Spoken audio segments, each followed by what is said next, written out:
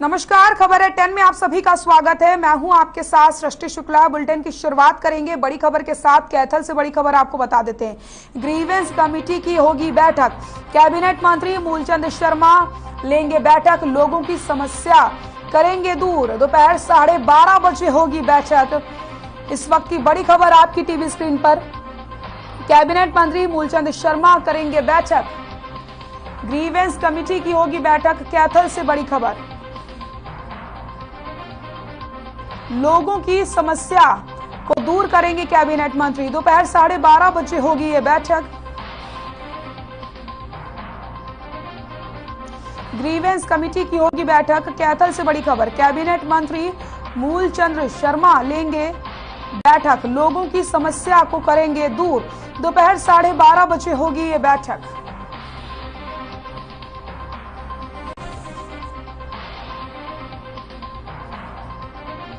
Cabinet मंत्री मूलचंद शर्मा लेंगे बैठक, लोगों की समस्याओं को करेंगे दूर। दोपहर 12:30 बजे करेंगे बैठक।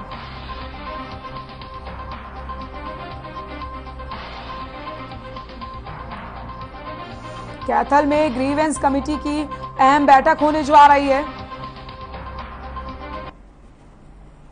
देश में एक दिन में 16,159 कोरोना के नए केस सामने आए हैं और कोरोना के चलते 28 लोगों की मौत हो गई है, जबकि 15,394 लोग कोरोना से ठीक हुए, जिसके बाद देश में कोरोना का रिकवरी रेट 98.53% हो गया है। बात करें कोरोना के एक्टिव केसों की तो देश में फिलहाल कोरोना के 1,15,212 केस एक्टिव हैं और अब तक देश में कोरोना से 5,25,270 लोगों की मौत हो चुकी है। देश में मिले 16,159 कोरोना के केस। कोरोना ने एक बार फिर से रफ्तार पकड़ ली है। देश में कोरोना के 16,000 से ज्यादा केस मिले हैं। 24 घंटे में 28 लोगों की मौत भी हुई है।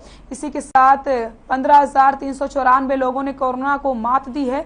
अगर हम बात करते हैं रिकवरी रेट की तो फिलहाल 98.53% रिकवरी रेट कोरोना का पहुंच गया है।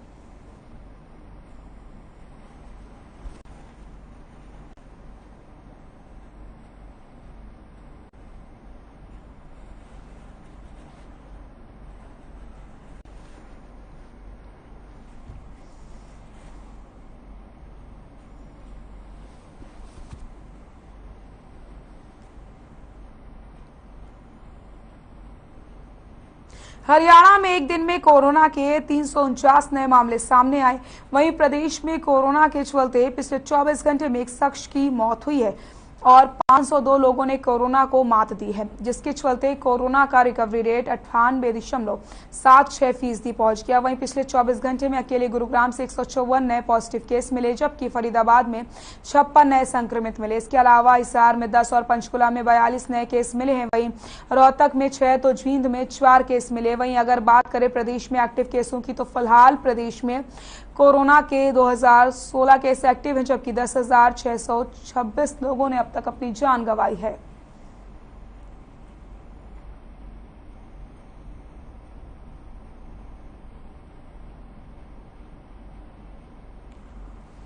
तो फरीदाबाद में 56 केस मिले हैं, हिसार में 10 केस मिले हैं। लगातार कोरोना के आंकड़ों में बढ़ोतरी होती चली जा रही है। प्रदेश में 349 नए कोरोना के केस मिले हैं।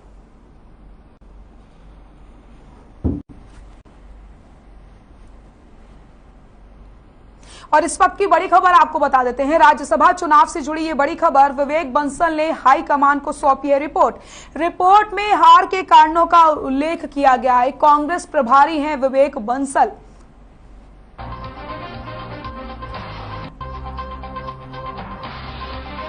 तो कांग्रेस प्रभारी हैं विवेक बंसल, जिन्होंने रिपोर्ट सौंपी है। विवेक बंसल ने हाईकमान को सौंपी है रिपोर्ट। राज्यसभा चुनाव से जुड़ी बड़ी खबर,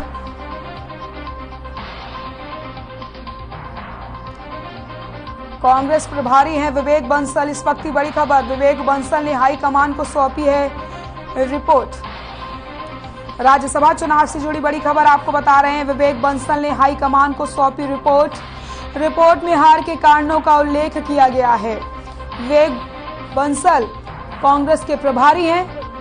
हाईकमान को उनकी तरफ से रिपोर्ट सौंपी गई है। राज्यसभा चुनाव से जुड़ी बड़ी खबर ये बता रहे हैं आपको, जहां पर विवेक बंसल ने हाईकमान को रिपोर्ट सौंपी है और इस रिपोर्ट में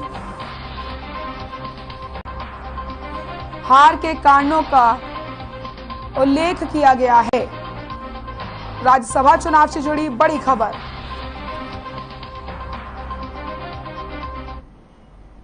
महंगाई की मार झेल रहे आम लोगों को एक और झटका लगा।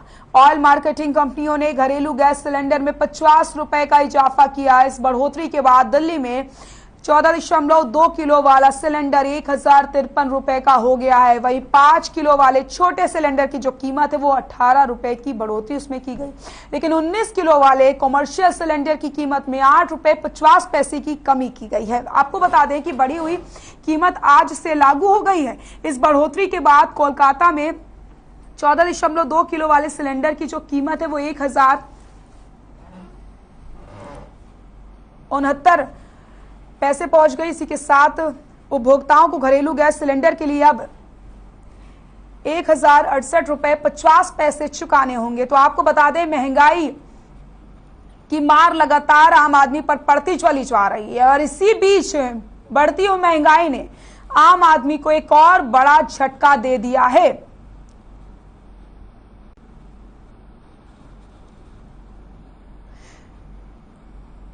मुंबई में 1052 रुपए 50 पैसे हुआ घरेलू सिलेंडर। चेन्नई की अगर बात करते तो 1068 रुपए 50 पैसे में बिक रहा है सिलेंडर। तो गैस सिलेंडर के दामों में बढ़ोतरी की गई। एक और झटका यहां पर आम आदमी को पड़ता हुआ नजर आ रहा है।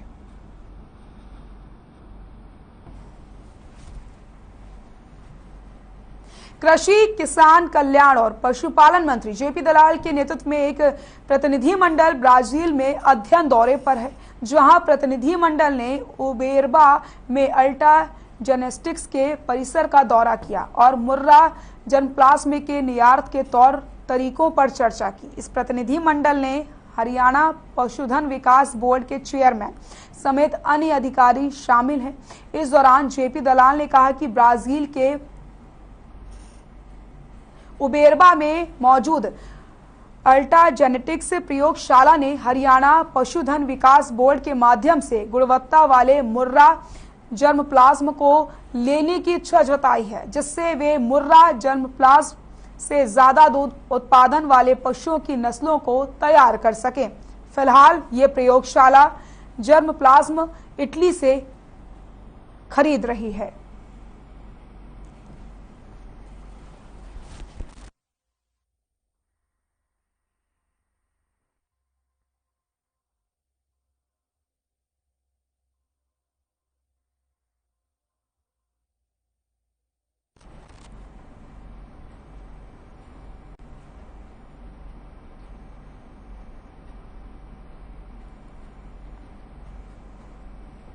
खबर चंडीगढ़ से, जहां शमशेर सिंह गोगी ने जानकारी देते हुए बताया कि 12 जुलाई को बैठक बुलाई गई है, जिसमें राष्ट्रपति चुनाव को लेकर के चर्चा होगी और बीजेपी के खिलाफ वोट डालने पर फैसला होगा। साथ ही बताया कि विपक्ष के राष्ट्रपति पद के उम्मीदवार यशवंत सिन्हा भी चंडीगढ़ आएंगे।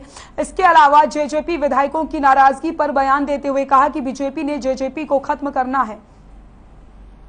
वैसे तो बीजेपी को समर्थन दे करके जेजेपी खत्म हो गई थी, लेकिन अब कागजों में भी खत्म करना है। जनता की नजरों में पहले से ही खत्म है। साथ ही कहा कि जेजेपी के कुछ एमएलए बीजेपी ज्वाइन कर लेंगे, वहीं बीजेपी उनको आगे चुनाव लड़वा देगी। अगर विधानसभा चुनाव में जनता के बीच में जाना है तो दुष्यंत से दूरी बनाना बीजेपी के लिए जरूरी है।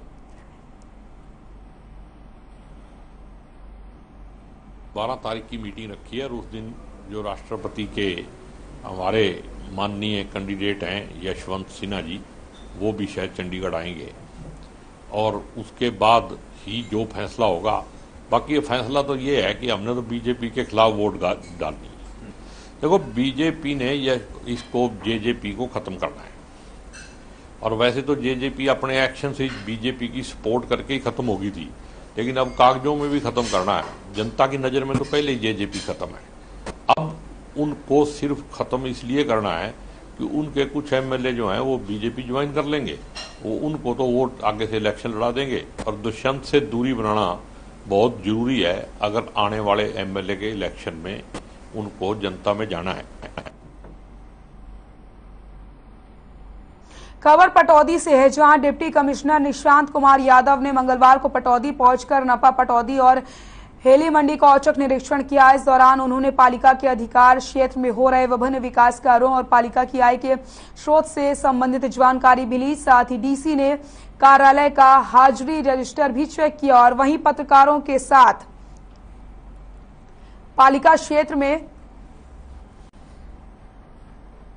अतिक्रमण के सवाल का जवाब देते हुए उन्होंने कहा कि दोनों नगर पालिका क्षेत्र में अतिक्रमण की समस्या से निपटाने के लिए संबंधित अधिकारियों को सख्त और सघन अभियान चलाने के निर्देश दिए गए, जिसमें अतिक्रमण करने वाले लोगों का सामान जब्त करके नीलामी करने के आदेश भी शामिल है। वहीं कोई दुकानदार अपनी दुकान के बाहर अतिक्रमण करता है तो उसे सील किया जाएगा। इतना ही नहीं, पटौदी में जाम से निजात के लिए भारी वाहनों के लिए वैकल्पिक मार्ग की व्यवस्था करके नो एंट्री का समय तय किया जाएगा।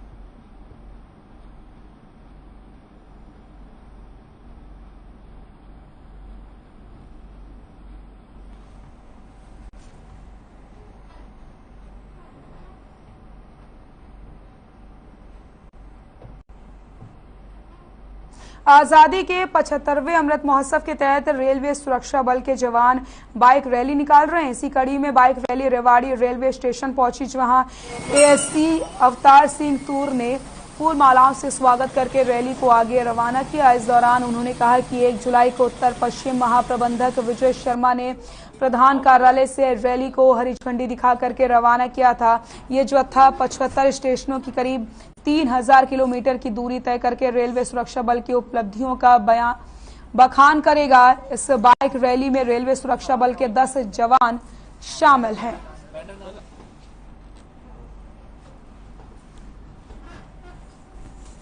सर, ये हमारा भारत का 75वां स्वतंत्रता दिवस जो मनाया जा रहा है, उसके उपलक्ष्य में रेलवे बोर्ड की तरफ से ये 75वां आज़ादी का अमृत महोत्सव मनाया जा रहा है, जिसके तहत रेलवे सुरक्षा बल की तहत कई कार्यक्रम किए जा रहे हैं। उसके अंदर एक मोटरसाइकिल बाइक रैली है, जिसका मैं प्रतिनिधित्व कर रहा हूं, और हमारी रैली जयपुर से महाप्रबंधक महोदय द्वारा हरी झंडी दिखाकर रवाना की गई थी और कनकपुरा, बांदीकुई, अलवर, दौसा होते हुए सीधा हम यहाँ रेवाड़ी हैं। अब रेवाड़ी से हमारा जो अगला पड़ाव होगा वो नारनौल का होगा। आज 5 जुलाई को ये जयपुर डिवीजन की आरपीएफ की जो टीम है, आज़ादी के महोत्सव के उपलक्ष्य में जो है एक मोटरसाइकिल रैली निकली है।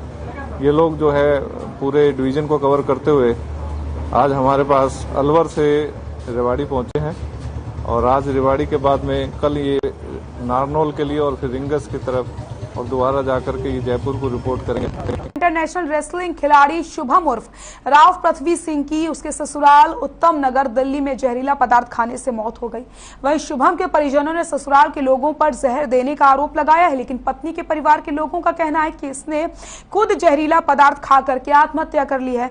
इस दौरान दिल्ली पुलिस ने मृतक खिलाड़ी के शव का पोस्टमार्टम करवा करके परिवार के लोगों को शव सौंप दिया है। वहीं उनके पैतृक गांव पृथ्वीपुरा में उसका दाह संस्कार किया जाएगा। आपको बता दें कि खिलाड़ी शुभम का मौत से पहले एक वीडियो भी सामने आया है, जिसमें वो कुछ लोगों पर अपनी मौत का जिम्मेदार उन्हें ठहरा रहा है। फिलहाल पुलिस पूरे मामले की जांच में जुटी हुई है।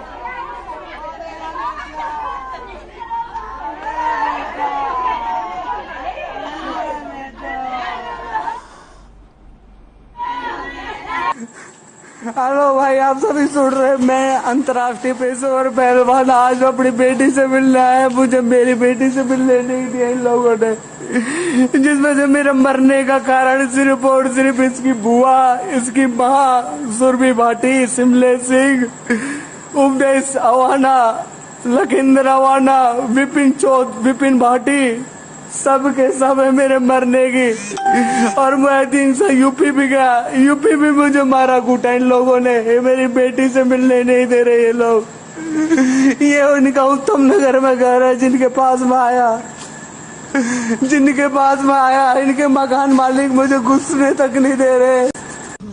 देखो जी, कल घर से बता के गया था कि मैं ससुराल बेटी से मिलने जा रहा हूँ। तो वहाँ जाने के बाद अब 5-7 दिनों से उन मर्द वीरों में दोनों में थोड़ा झगड़ा चल रहा था। तो अपनी बेटी को मिलने के लिए गया था, बेटी को उन्होंने मिलाया नहीं, फिर उनका झगड़ा हुआ वहाँ, और उसमें उन्होंने वहाँ पॉइजन खिला दिया। कहाँ? उनके घर ससुराल वालों ने।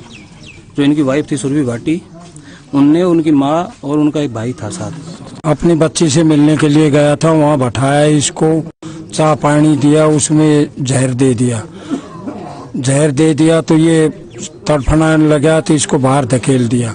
वहाँ धकेलने के बाद एक क्रेन वाला आया, उसने इसको संभाला और पुलिस में फोन किया, और उसने आखिरी तक हॉस्पिटल तक करता रहा, मारो मत, मुझे मारो मत, मेरी बेटी से मिला दो।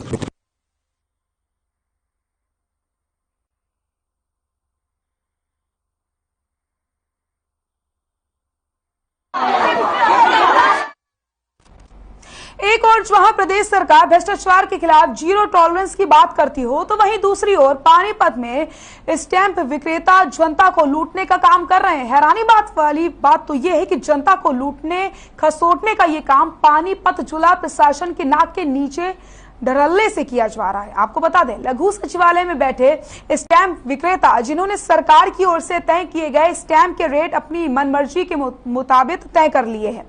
जहां 10 रुपए की स्टैंप को 15 रुपए में दिया जाता है, इसी के साथ 100 रुपए वाली स्टैंप में 110 रुपए वसूले जाते हैं।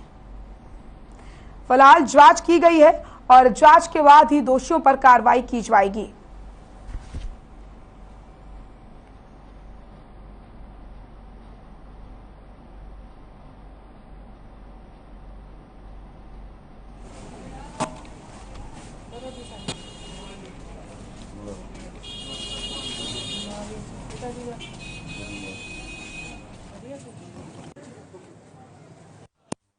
सर 15 का दे रहे थे जी पहले, तो अब तो 10 का दिया है जी हमें। तो कब से दिया है इन्होंने? सर मेरे अभी दिया है जी, पहले तो मेरे को, मैं तो अभी आया हूँ जी देने। हम लोग लगे, हमने देखा है। हाँ जी, पहले 5 रुपए छोड़े हैं जी जब आपने एक्शन लिया, नहीं तो 15 का तो दे ही रहे थे। अगर आप ना आते तो आप 10 का दिया है जी, एक्शन लिया तो आपने। तो ये 10 रुपए 15 रुपए लेते हैं, कई बार ले लेते हैं। ऐसा क्यों? इनको बताते नहीं है कि जब 10 रुपए की चीजें नहीं बोलते हैं, ऐसा मिलता है, फिर जाओ चक्कर काटो। जी ये 15 का ही देते थे। आज हमने स्टिंग किया, देखा इन्होंने, तो उसके बाद कम किया इन्होंने जी 5 रुपए कम किए। 5 कम किए जी। 10 रुपए का स्टैंप 10 में दिया। मैंने वीडियो फुटेजेस देखे हैं और मैंने इंक्वायरी के लिए डीआरओ साहब को वो भेज दिए हैं। जैसे रिपोर्ट आएगी उस पर तुरंत एक्शन लिया जाएगा।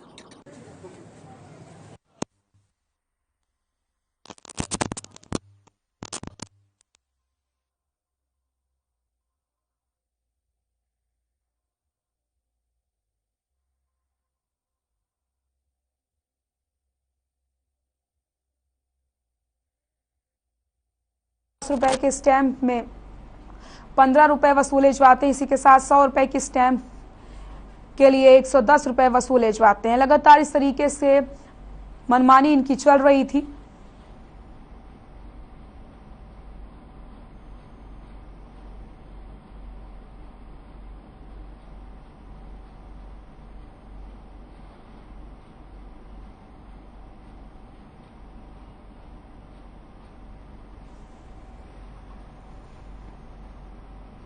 करनाल में राष्ट्रीय डेयरी अनुसंधान संस्थान ने गोबर से आकर्षण कलाकृति तैयार करके की पहल की। वैज्ञानिक के मुताबिक इसे जहां स्वरोजगार के रूप में अपनाया जा सकेगा, वहीं पर्यावरण संरक्षण को भी बल मिलेगा। हालांकि गाय के गोबर को हम पूजा पाठ और अन्य धार्मिक कार्यों में इस्तेमाल करते हैं, लेकिन अब इसे आकर्षित मूर्तियों और दीपक बनाए जा सकेंगे। इससे पर्यावरण को किसी तरीके का नुकसान नहीं होगा। वहीं संस्थान के निदेशक डॉक्टर मनमोहन सिंह चौहान के मार्गदर्शन के इस विधि से कलाकृतियां बनाने के लिए महिलाओं को प्रशिक्षण भी दिया जाएगा, जिससे वो खुद रोजगार से जुड़े और स्वावलंबी बने। ये आ गया, हो गया वहां का प्रोसेस।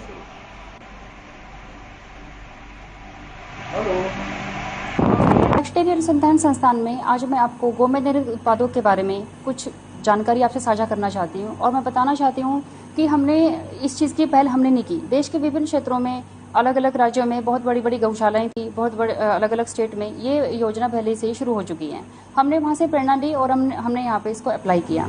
हमने यहाँ पे गाय के जो गोमेद निर्मित उत्पाद हैं बनाए, जैसे गणेश भगवान की मूर्ति बनाई, अलग अलग तरह के दिए बनाए, उनको अलग तरह का डिज़ाइन दिया और ये उत्पाद हमने बनाए। अब मैं आपको इसके कुछ तथ्य बताना चाहती हूँ कि हमने जैसे गोमेद निर्मित ये गणेश भगवान जी की मूर्ति बनाई। मिट्टी है उसको जला करके उसको खराब कर रही हैं और इस तरह से लाखों टन मिट्टी जो मिट्टी के उत्पादों को बनाने में इस्तेमाल होती है उसको आप प्रति वर्ष जला करके खत्म कर देते हैं, जिससे वो उपजाऊ नहीं रहेगी।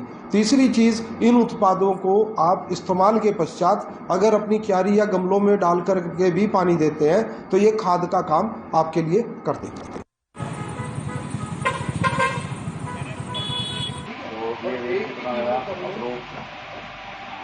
डन।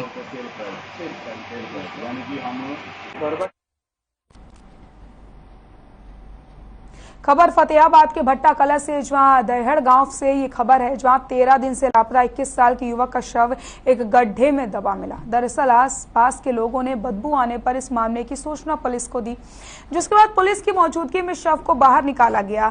फिर देर रात फतेहाबाद नागरिक अस्पताल में शव लाया गया। हालांकि फिलहाल युवक की हत्या के कारणों और आरोपियों के बारे में अभी तक कोई सुराग नहीं लग पाया है, लेकिन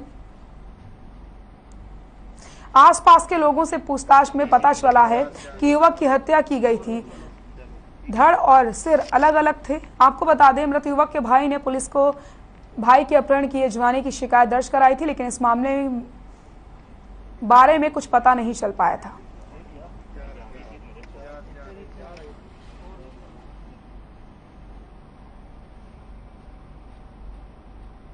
खबर है 10 में फिलहाल के लिए इतना ही। देखते रहिए हर खबर। नमस्कार।